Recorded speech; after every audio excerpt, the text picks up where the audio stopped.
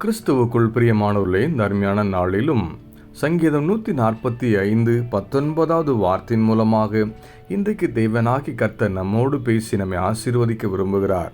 வேத வார்த்தை இப்படியாக சொல்கிறது: அவர் தமக்கு பயந்தவருடைய விருப்பத்தின்படி செய்து அவர்கள் கூப்பிடுதலை கேட்டு அவர்களை ரட்சிக்கிறார். இன்னைக்கு அநேக வேளைகளில் ஆண்டவரை பார்த்து கேள்வி கேட்குறோமே, எவ்வளோ விருப்பத்தோடு ஜெபிக்கிறேன், எவ்வளோ எதிர்பார்த்து காத்திருக்கிறேன், ஏன் ஆண்டவர் இந்த காரியத்தை எனக்கு செய்ய மாட்டீங்க, எனக்கு மட்டும் ஏன் இந்த காரியத்தில் ஒரு நன்மை பார்க்க முடியலன்னு சொல்லி தேவ சமூகத்தில் முறுமுறுக்கிறோம். சில நேரங்களில் ஜெபிக்கவே தவறி விடுகிறோமே.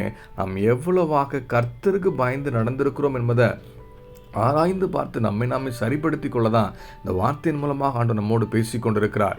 அவருக்கு பயந்தவர்களுடைய விருப்பத்தை நிறைவேற்றுகிறவர் மாத்திரமல்ல, அவங்க கூப்பிடுதலை கேட்டு ரட்சிப்பை அருளி செய்கிற தெய்வம் என்று சொல்லி இந்த வேத வார்த்தை அவரை குறித்து நமக்கு கற்றுக் கொடுக்கிறது.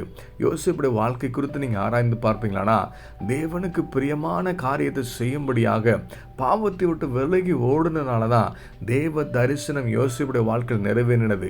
யோசேப்புடைய விருப்பத்தை எல்லாம் தேவனாய் கர்த்தர் நிறைவேற்றி கொடுத்தார். அவர் ஜெபித்த காரியத்தெல்லாம் தேவன் அற்புதம் செய்து அவருடைய வாழ்க்கையில பெரிய ரட்சிப்பை கொடுத்து தேவனாய் கர்த்தர் சாட்சியாக மாற்றினார். இன்னைக்கு உங்க வாழ்க்கையில் அப்படி செய்ய வேண்டும் சொல்லி விரும்புவீங்களானா, கர்த்தருடைய பார்வையில் எவ்வளவாக பரிசுத்தத்தோடு காணப்பட்டிருக்கிறோம், தேவ வார்த்தையின்படி நடக்க நம்ம எவ்வளவாக அர்ப்பணித்திருக்கிறோம் என்பதை ஆராய்ந்து பார்த்து நம்மை நாமே சரிப்படுத்திக் கொள்வோம். ஏன்னா நம்முடைய மன விருப்பங்களையும் தேவனாய் கர்த்தர் நிறைவேற்றி கொடுத்து நம்முடைய ஜெபத்துக்கெல்லாம் பதிலை அருளி செய்து நாம் விரும்புகிற வேண்டுகிற காரியத்தில் நன்மைகளை அருளி செய்கிறது மாத்திரமல்ல, நமக்கு ரட்சிப்பை கொடுத்து நம்மை சாட்சியாக வாழ வைப்பதற்கு தான் இந்த வார்த்தை கொண்டு தேவனாய் கர்த்தர் நம்மோடு பேசி கொண்டிருக்கிறார். இந்த வார்த்தையை விசுவாசித்து கர்த்தருக்கு பயந்து நடக்க தேவ சமூகத்தில் ஒப்பு கொடுத்து நம்ம ஜெபிப்போம்.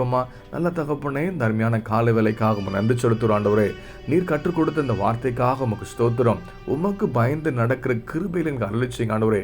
வார்த்தைக்கு பயந்து ஆண்டவரே, இப்படி கற்பனைகளையும் கட்டளைகளையும் கை கொள்ளுகிற இருதயத்தை தாங்க ஆண்டவரே. பரிசுத்தத்தை காத்துக்கொண்டு நீர் விரும்புகிறபடி வாழ்கிற ஒரு அனுபவத்தை கர்த்தங்களுக்கு பெருக பண்ணுவீராக. தேவ சித்தத்தையும் தேவ திட்டத்தை நிறைவேற்றலாம் மாற பண்ணுங்க.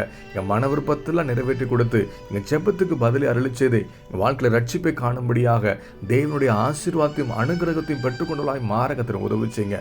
கர்த்தர் எங்களையும் சாட்சியை நிறுத்தப்போகிற அன்புக்கு நன்றி செலுத்துகிறோம். இந்த வார்த்தையின்படி வாழ அர்ப்பணித்த ஒவ்வொரு பிள்ளைங்க வாழ்க்கையிலும் தேவனாய் கர்த்தர் மன விருப்பத்தை நிறைவேற்றி கொடுத்து செபத்தை கேட்டு ரட்சிப்பு அருளி செய்து சாட்சியாக வாழ வைக்க வேண்டுமா? இயேசு நாமத்தில் ஜெபிக்கிறோம் எங்கள் ஜீவனுள்ள நல்ல பிதாவே, ஆமீன்.